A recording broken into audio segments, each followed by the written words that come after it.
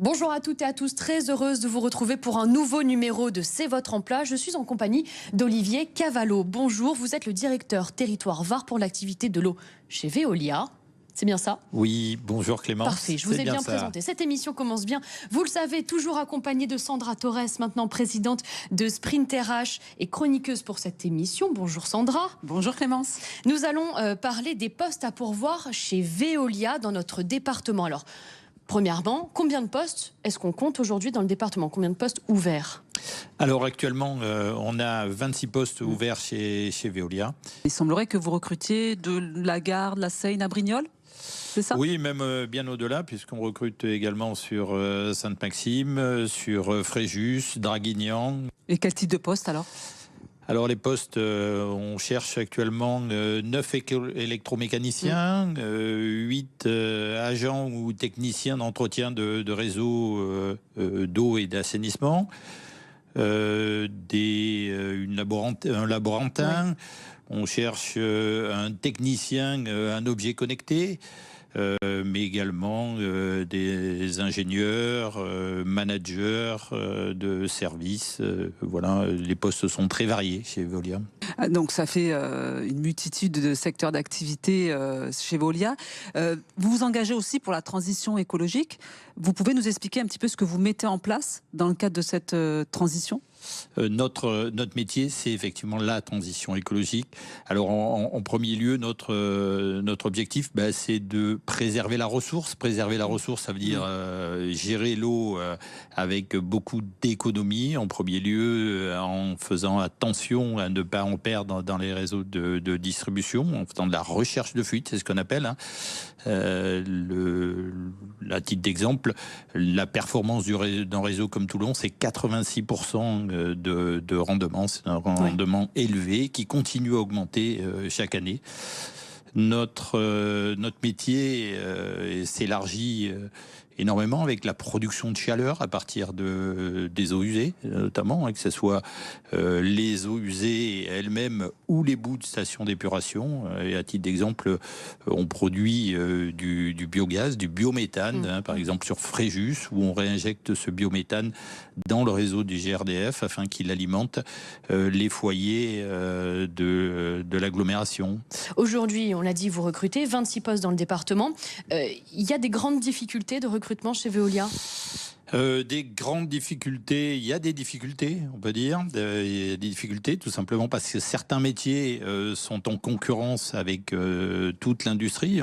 Si on regarde le métier d'électromécanicien ou d'électrotechnicien qui représente le tiers à peu près de nos recrutements, tout le reste de l'industrie du bassin d'emploi varois recherche le même type de poste. Et vous avez mis en place donc des partenariats pour répondre à ces problématiques avec le lycée Langevin. Vous pouvez nous en dire quelques mots? Oui, alors pour répondre à ces problématiques, on table beaucoup sur l'apprentissage, mais avant tout, effectivement, sur les jeunes. On poursuit en réalisant des forums pour essayer de sensibiliser les jeunes de tout horizon, y compris quand ils ont zéro formation. Et puis ensuite, on va leur proposer de l'apprentissage. Et notamment, on a ouvert une classe avec le lycée Paul Langevin de formation d'électrotechnicien qui nous permet de pourvoir à une partie de nos besoins. C'est grâce à toutes ces solutions-là qu'on arrive à avoir des jeunes qui soient bien formés, qui soient motivés et qui soient du bassin d'emploi, qui soient locaux. Parce que on voit une des problématiques, c'est que les jeunes aujourd'hui, ils veulent rester chez eux, ils veulent peu se déplacer, même si Veolia leur permet de se déplacer de partout dans le monde. Des jeunes, effectivement, qui veulent rester chez eux et surtout qui ont envie de donner un sens aujourd'hui à leur travail. Alors, il y a le sens écologique, on en a parlé, et puis vous permettez aussi à vos nouvelles recrues de participer à des missions humanitaire. Je vulgarise un petit peu ce terme de mission humanitaire. Qu'est-ce qu'on entend derrière ça? Alors, ce qu'on entend, c'est qu'on permet aux employés de Veolia d'avoir des actions qu'on appelle aujourd'hui RSE, de responsabilité sociétale de l'entreprise.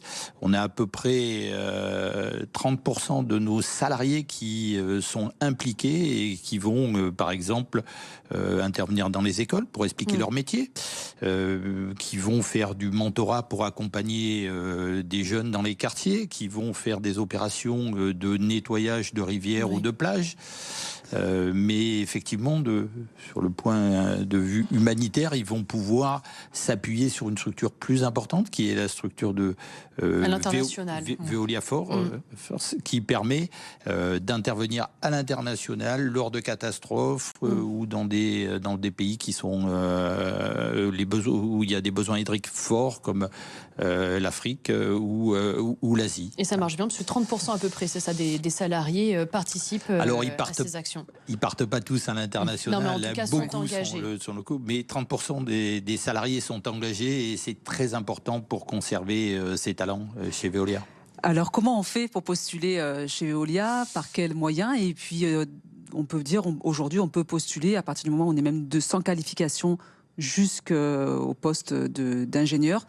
Comment on fait, Olivier Cavallo, si on veut postuler chez Veolia? Alors, pour rejoindre une belle société comme Veolia qui travaille sur la transformation écologique, il faut aller sur un site www.veolia.com, rubrique recrutement. Olivier Cavallo, merci infiniment d'avoir accepté notre invitation sur BFM Toulon-Var. Sandra Torres, merci également. Je vous souhaite à tous les deux une très belle journée. Merci beaucoup.